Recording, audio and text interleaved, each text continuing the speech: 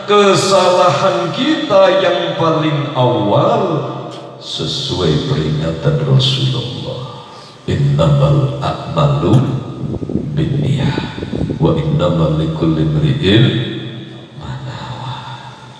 Ibu-ibu ngantuk, ibu-ibu jelas banget ini. Soalnya jelas itu nih berikut. Ada tepi nih katanya. Hadirin saudaraku yang dimuliakan Allah Subhanahu wa ta'ala, maka untuk membenahinya kembali titik awal, letak keselewanya, letak melesetnya, letak gesernya itu di mana? Yang pertama kali manusia tergeser di dalam jalan yang benar, tergeser dari jalan yang benar, sudah diwasiatkan dan diperingatkan oleh Rasulullah tentang menjaga niat dan amannya. Napa Pak? Niat, aman. Ini yang seringkali tidak disadari. Menjaga angan untuk tetap menuju Allah, menjaga niat untuk tetap menuju Allah, ini bukan hanya sekedar formalitas Pak Bu. Ini sangat penting sekali, sebab ini arah, ini tujuan, ini adalah sebagai arah angan tujuan hidup dan mati kita. Maka setiap saat dan detik kita wajib mengontrolnya. Setiap saat dan detik kita wajib untuk menjaganya. Apakah niat tekadnya ini masih sama dengan niat tekadnya Rasulullah? Pagi ini mungkin masih sama hidup dan mati menuju Allah, angan kita menuju Allah Subhanahu wa ta'ala. Tetapi sudahkah di siang hari ini masih tetap terjaga? Inilah fungsinya, salah satu fungsi sehari semalam 5 waktu kita menghadap Allah Subhanahu wa ta'ala. Niki engkang formal, ini yang wajib, ini yang fardu sehari semalam. 5 kali kita mengontrol diri, 5 kali kita lepaskan segala kesibukan, 5 kali kita lepaskan segala angan yang tidak menuju Allah Subhanahu wa ta'ala. Dilepas segala kegiatan kita untuk khusus menghadap Allah Subhanahu wa ta'ala, khusus menghadap Allah Subhanahu wa ta'ala. Maka di setiap ba'da sholat 5 waktu kita diajarkan untuk tawajuh. Napa Pak? Tawajuh. Apa tawajuh itu? Tawajuh adalah berhadap-hadapan. Tawajuh adalah berpandang-pandangan. Ini wajah tu wajahnya. Di setiap ba'da sholat 5 waktu kita diajarkan untuk bertawajuh minimal 2 menit. Luangkan waktu minimal 2 menit. Setelah kita zikir, bisa wujud wirid, bisa wujud istighosah atau apapun dari istighfar. Kemudian kita membaca la ilaha illallah 7 kali, tapi dengan kalau merintah presidius tapi dengan tekad tawajuh la ilaha illallah. Tidak ada Tuhan yang aku sembah kecuali hanya Engkau ya Allah. Minimal setelah astagfirullahalazim ilahi anta maksud langsung la ilaha illallah, itu minimal. Nak dijujuk langsung ilahi anta maksud waridhoka madruk, langsung la ilaha illallah satu kali. Dua kali la ilaha illallah, tiada Tuhan yang menghidupkan aku illallah kecuali hanya Engkau ya Allah. Tiga kali la ilaha illallah, tiada Tuhan yang maha suci kecuali hanya Engkau ya Allah. La ilaha illallah, tiada Tuhan yang aku patuhi, yang aku ikuti kecuali hanya Engkau ya Allah. La ilaha illallah, tiada Tuhan tempat aku bersandar kecuali hanya Engkau ya Allah. La ilaha illallah, tiada Tuhan yang mampu membimbing jiwa ragaku ini kecuali hanya Engkau ya Allah. La ilaha illallah, tiada Tuhan tempat aku kembali kecuali hanya Engkau ya Allah. Setelah 7 kali ditutup Muhammadur Rasulullah. Aku sanggup, aku ikhlas mengikuti baginda Rasul Muhammad sallallahu alaihi wasallam. Setelah itu baru tawajuh Allah. Kalau jamaah bersama-sama diekrorkan ini untuk belajar. Kalau sendiri tidak usah diucapkan, cukup dalam hati. Allah, Engkaulah Tuhanku. Allah, Engkaulah sesembahanku ya Rabb. Allah, Engkau yang mendetakkan jantung ini. Allah, Engkaulah ya Allah yang memberikan keselamatan selama ini. Allah, Engkau Zat yang maha suci. Aku ini hina nista, tolong sucikan jiwa raga ini.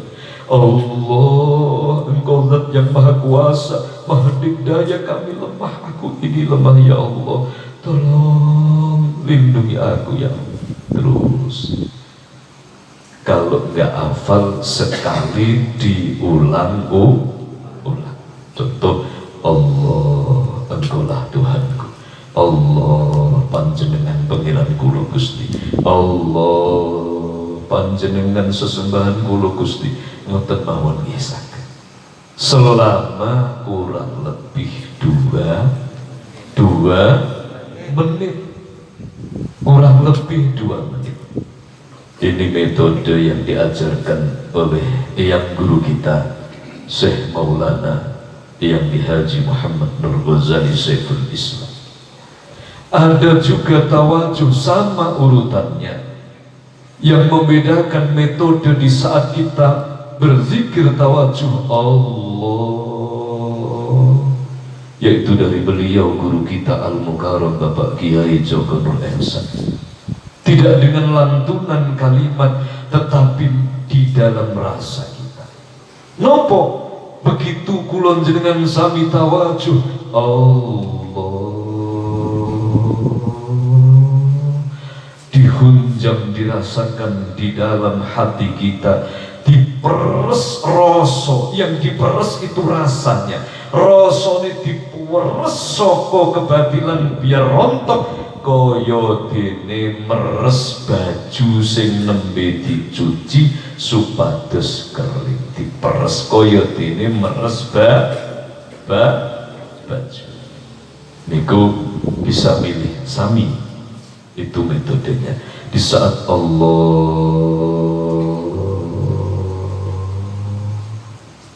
rasane niki diperes, meres mengguni rosok, rontok segala kebatilan-kebatilan yang nempel di dalam rasa kita, dibersihkan dengan tawajuh, dan tentunya hanya mengingat Allah Subhanahu wa Ta'ala. Itu 2 menit setiap habis sholat 5 waktu, dan dijalankan kurang lebih selama 15 menit setelah kita daim di ibadah malam. Sepertiga malam, jam 12, jam 1, jam 2 menjelang subuh, atau apapun. Tawajuh khusus di malam hari di dalam ibadah sepertiga malam minimal 15 menit. Allah, kurang lebihnya 15 menit. Siap? Pak? Sanggup? Alhamdulillah. Dimulai di bulan ini. Bulan apa ini? Sa'ban. Di bulan Sa'ban. Jadi ba'da sholat 2 menit, ba'da qiyamul lail 15 menit. Setelah selesai ditutup dengan doa Rabbana Atina. Hadirin saudaraku yang dimuliakan Allah Subhanahu wa Ta'ala, kenapa kita harus tawajuh? Ada amalan tawajuh dari guru kita dan juga dari yang guru kita. Tawajuh ini fungsinya untuk mengontrol, untuk kontrol apakah betul-betul niat i'tikad ini sudah sesuai, menyatu dengan niat i'tikadnya Rasulullah. Sudahkah niat i'tikad ini tersambung keharibaan Allah? Apakah rasa kita ini sudah tersambung dengan Allah? Hati kita sudah tersambung dengan Allah? Roh kita tersambung dengan Allah? Akal pemikiran kita, bahkan dohir dan batin kita, untuk tetap menyambung, tersambung kalian ngarso dalam Allah Subhanahu wa Ta'ala. Maka di saat kita bertawajuh dengan baik dan benar, tawajuh dengan ikhlas, akan putus tali-tali yang membelenggu kita, yang bersumber daripada kebatilan. Akan hancur ruh daripada hubbud dunya yang membelenggu kita, yang menjadikan ruh kita terjebak di dalam kegelapan.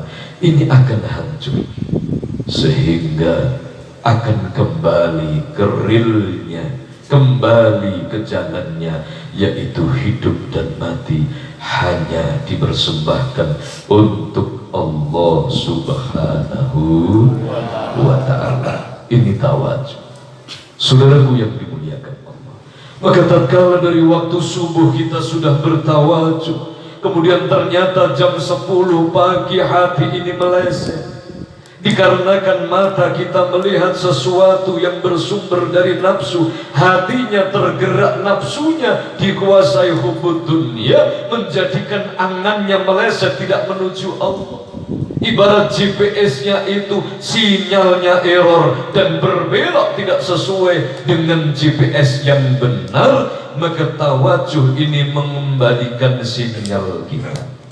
Tawajuh ini mengembalikan rasa kita. Tawajuh ini mengembalikan angan kita agar menuju Allah Subhanahu wa Ta'ala.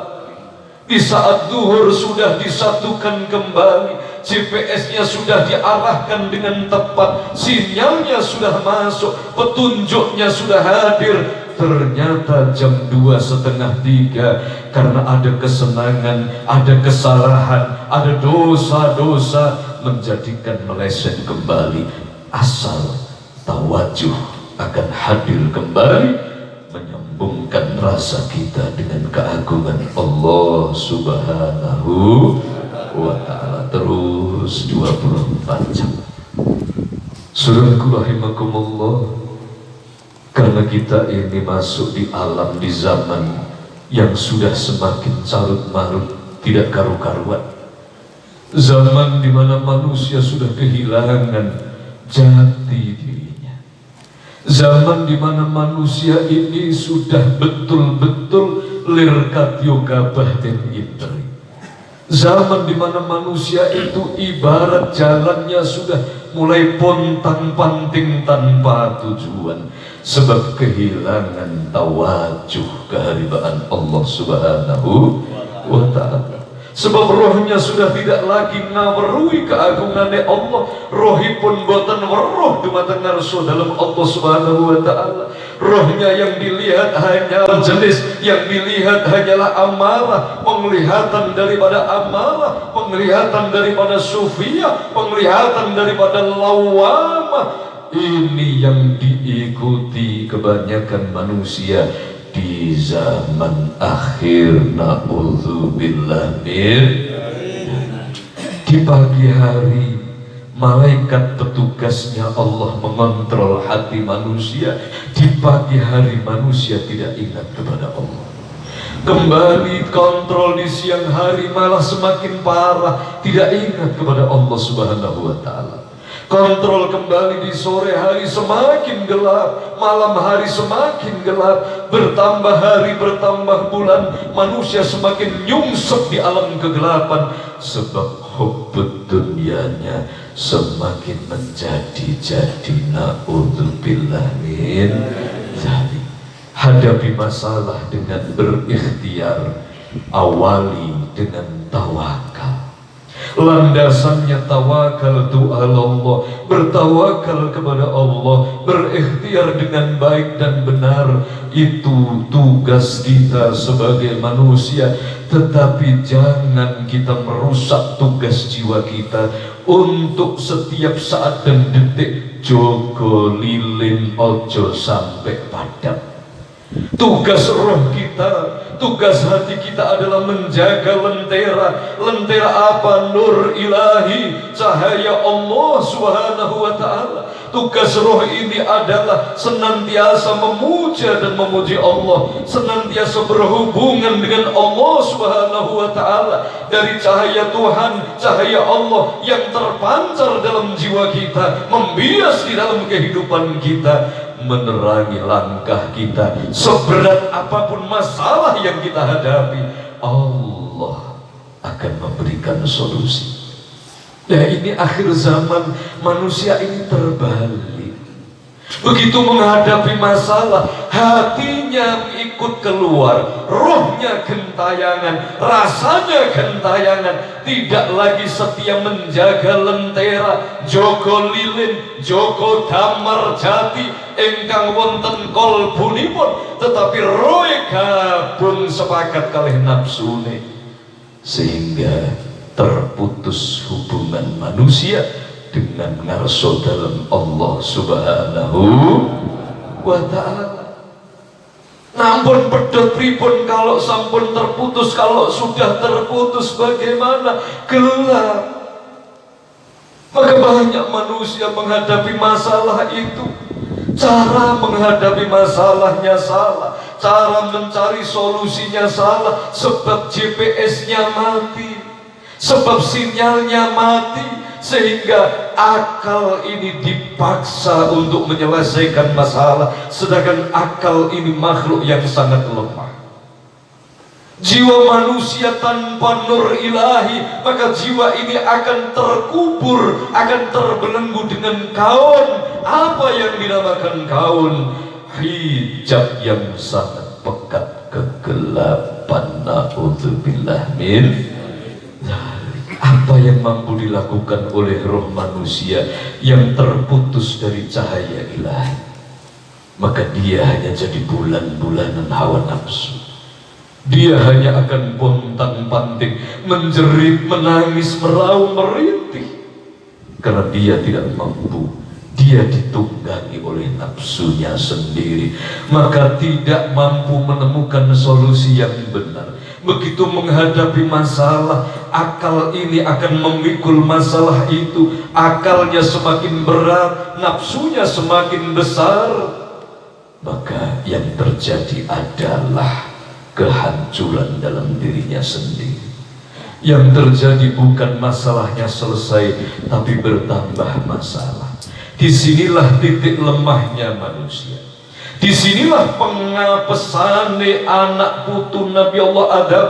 Disinilah sesungguhnya kelemahan yang hakiki dari pribadi makhluk yang bernama manusia. Di saat sudah terputus dari cahaya Tuhannya, iblis syaitan akan masuk dengan agen-agennya, menawarkan solusi dengan judul mengatasi masalah tanpa masalah.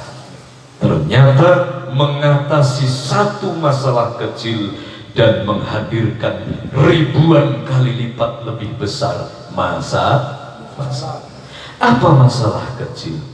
Bentuk wujud masalah itu yang bisa diatasi. Contoh orang yang lagi sakit tatkala terputus dengan Allah, maka dia mencari kesembuhan kepada selain Allah. Sisi kiri inilah yang akan hadir. Sakitnya mungkin bisa sembuh, bapak-bapak, ibu-ibu rahimakumullah. Sakitnya mungkin bisa sembuh, terobati. Satu masalah bentuk sakitnya terobati, tetapi masalah yang lebih besar apa? Maka masalah yang lebih besar kehidupannya akan tergadaikan, bahkan terbeli, dikuasai oleh alam kebatinan. Boten gratis. Disembuhkan masalah, keturunannya hancur. Naudzubillah min. Disembuhkan daripada penyakitnya, tetapi nur tauhidnya betul-betul padam selama-lamanya, sampai 7 turunan tidak mampu menerima cahaya tauhid. Mungkin masalahnya terselesaikan. Apa? Ekonomi.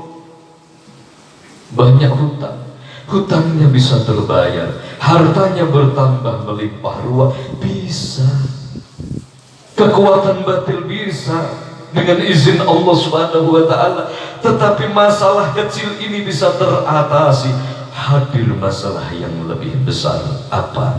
Dia tidak mampu kembali kepada Allah Subhanahu wa Ta'ala. Mboten saged kundur wonten ngarsa dalem Allah Subhanahu wa Ta'ala. Oh iya, uripe ketoke penak, jobe akeh, panenan akeh, dagangi laris, usahanya di mana-mana, tapi ternyata dia mengorbankan kehidupannya sendiri. Ternyata ada perjanjian gaib dengan alam kebatilan yang dia sendiri tidak menyadarinya, di mana karma kebatilan ini akan disungginya, akan diterimanya, bahkan sampai keturunannya. Summa na'udzubillahi min dzalik. Na'udzubillah min. Ini yang tidak disadari bapak-bapak, ibu-ibu. Di saat kita punya masalah, maka cari solusi yang tidak bertentangan dengan tauhid. Cari solusi yang tidak mengorbankan tauhid kita. Cari solusi yang betul-betul diridhoi oleh Allah Subhanahu wa Ta'ala. Pertama kali di saat kita punya masalah, harus mampu terjawab dengan jawaban yang benar. Pertama kali harus kita koreksi. Tatkala kita menerima masalah, kembalikan kepada Allah. Ya Rabb, masalah yang hadir ini, apa sesungguhnya ya Allah hikmah dari ini semua? Kulo kedah pripun Gusti, menawi menika ujian daripada hikmah yang hadir untuk meningkatkan iman takwa, maka kuatkan aku. Tatkala ini wujud hukuman, sadarkan aku, kuatkan dan ampuni. Tatkala ini peringatan darimu dari kelalaianku, tolong ya Allah luruskan, balik pasrah kali Gusti Allah. Tetap berikhtiar ke jalan yang benar, jangan terjatuh di dalam rayuan hawa nafsu. Hadirin saudaraku yang dimuliakan Allah Subhanahu wa Ta'ala, ini tentunya yang menjadi bekal kita untuk semakin berhati-hati di zaman yang sudah semakin carut marut tidak menentu ini. Zaman yang perlu kita berlari secepat mungkin ke hadapan Allah. 2023 telah hadir. Kita tidak usah mencari-cari apa yang akan terjadi, tetapi kita secepatnya mencari-cari di mana letak kelemahan kita, letak kekurangan kita, letak dosa-dosa kita, untuk kita mencari pengampunan Allah Subhanahu wa ta'ala. Hadirin saudaraku yang dimuliakan Allah, alhamdulillah malam ini kita sudah masuk di bulan Sya'ban, bulan yang sangat dimuliakan oleh Allah Subhanahu wa ta'ala. Bulan Sya'ban adalah bulan imtihan. Bulan Sya'ban adalah bulan ujian akhir, di mana nilai-nilai dari ujian akhir ini, nilai-nilai 1 tahun di dalam kehidupan kita ini diangkat oleh malaikat Raqib dan Atid, dihaturkan keharibaan Allah Subhanahu wa ta'ala.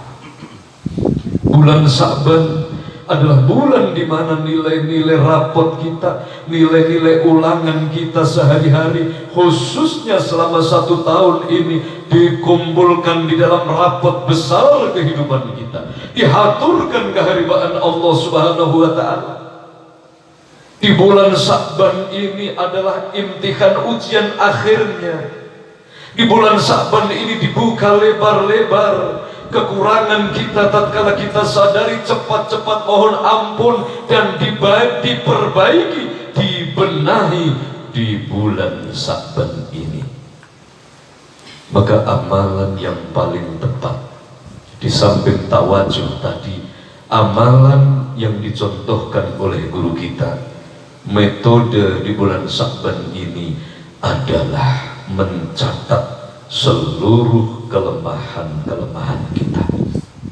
Dari kita bangun tidur sampai tidur lagi, catat di mana letak kesalahan-kesalahan kita. Diawali dengan iktikad mohon petunjuk kepada Allah. Ya Allah, Bismillahirrahmanirrahim, Bismillahi tawakkaltu ala Allah. Ya Allah, aku berserah diri kepadamu. Mulai detik saat ini, ya Allah, bukakan hatiku. Tunjukkan, ya Allah, di mana letak kekuranganku. Tunjukkan, ya Allah, di mana letak kelemahanku. Tunjukkan, ya Allah, di mana letak kesalahan-kesalahanku, ya Allah. Khususnya dari pagi ini, dari aku bangun tidur sampai nanti malam tidur lagi, ya Allah, semata-mata sebagai bekal aku berbenah. Bagaimana mungkin aku mampu membenahi diri ini? Bagaimana mungkin aku, ya Allah, mampu mendekat kepadamu kalau aku tidak tahu di mana letak kekurangan dan kelemahanku, ya Allah. Pertama, tawakal, nyuwun petunjuk kalih Gusti Allah. Ngantuk, Pak? Yang di belakang ngantuk dari ini. Dari ini. Saestu. Alhamdulillah. Maka yang pertama modalnya memohon petunjuk kepada Allah dengan etika. Setelah itu yang kedua, dicatat. Boleh dicatat nganggo buku, boleh dicatat nonggone akal, dielinge. Metode dari guru kita disuruh menyediakan, diperintah beliau menyediakan 1 buku dulu tahun 1999. Donggo buku tulis anyar-anyar, Pak, kalih pulpen nopo mae diwi-diwi. Terus nopo karo mlaku, karo ngarit, karo apa niku nongsae Om Sahid. Jadi Om Sahid teko kan. Nongsae Om Sahid, Om Dengkek, Bang Yon niku sing kula riyen-riyen niku dong ngibul kertas karo pulpen. Alhamdulillah. Begitu nembe ngobrol tiba-tiba ngapusi. Niku terus dicatat jam 7 berbohong. Jam 10 dosane napa kemawon? Oh, dosane kuwi mau sombong. Hati hadir kesombongan jam 10:30. Begitu hadir lagi jam 1, nopo dosane nopo malih? menjelekkan orang lain, nyatur elek-elek. Itu dicatat. Kemudian ba'da maghrib apalagi kata-kata kalimat yang keluar menyakiti orang tua. Enggak. Ada kalimat di kongkon bapak ibu ternyata bangkang. Astagfirullahaladzim. Terus dicatat, terus dicatat. Edisi malam ini kita acarane istirahat, acarane ono pengajian penutupan lapangan no taruman guys. Tunggu guys, tak syuting terus tak upload, tak lebone nak YouTube guys. Kita teman-temanku nguben kuweta guys. Ikutmu lah kita udah subscribe udah aku sitok betul Muslimin Allah Allah ya salam salimna wal muslimin Allah Allah ya salam salimna wal